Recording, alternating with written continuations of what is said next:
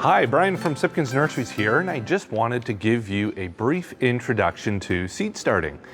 And there's a lot of people that are asking questions about when they're supposed to start things, and especially last year, a lot of people couldn't get their seeds on time. So I wanted to give a brief introduction. And what we've done is we've put together this brief and basic seeding schedule to give you some guidelines on when to get started and where to start plants. And this is just a starter sheet. This is a good guideline. So for example, to get started with, let's call it tomatoes, okay?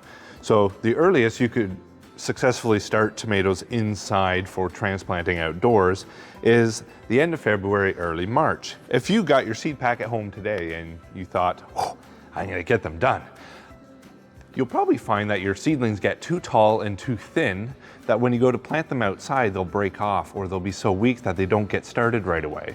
So that's the same thing that we do in our greenhouses, is we carefully schedule plants so that they are sized up and ready to transplant when the weather outside is appropriate. So for tomatoes, because they really don't tolerate much frost, we would get started in late February or early March.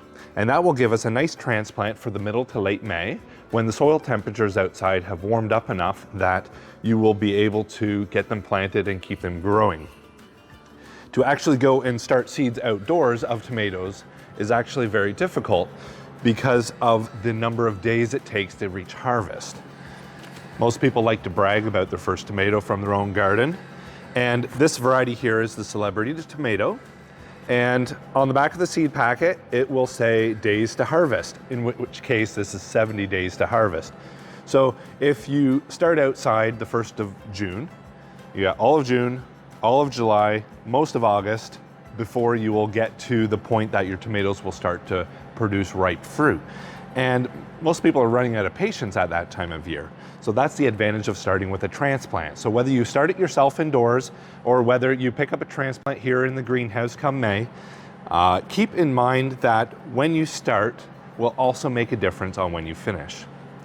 And when you get your seed packets home, take the time to read through the back of the package, and it will give you some really good guidelines on how to seed, when to start it, how large the plants are going to get in a good growing season, so that you have better chance of success.